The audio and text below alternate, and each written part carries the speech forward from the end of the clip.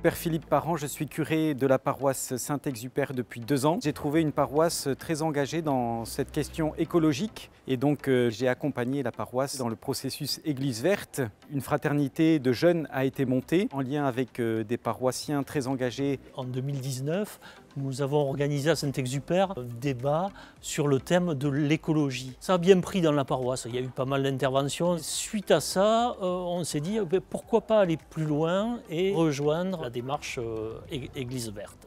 Église verte rappelle, nous sommes liés les uns aux autres.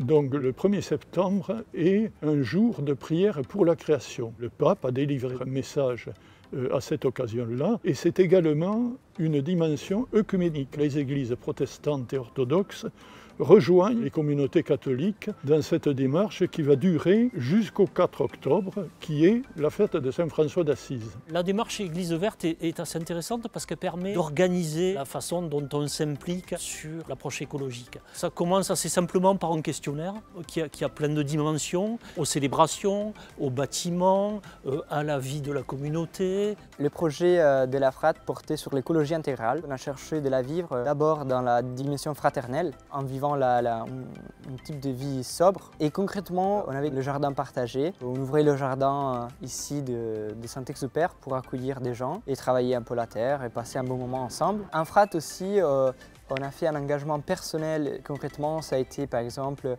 manger du local et bio, baisser le chauffage. Quelle est la place que nous faisons par rapport à la nature dans les célébrations, dans la catéchèse, comment nous nous comportons avec les bâtiments dont nous avons la responsabilité, quand on a la chance d'avoir un jardin, quel usage on en fait, nos déplacements, comment les fait-on, c'est une conversion qui est à la fois communautaire et personnelle. Le plus fort, c'était déjà de vivre ensemble, de se soutenir, d'être là ensemble les uns pour les autres, de pouvoir se confier les uns aux autres. Jésus, ça a toujours été quelqu'un qui défend la création, qui défend la simplicité et la pauvreté. C'est même pas qu'il la défend, c'est qu'il la vit. Ça me paraît évident que l'Église, elle aille vers ce chemin-là.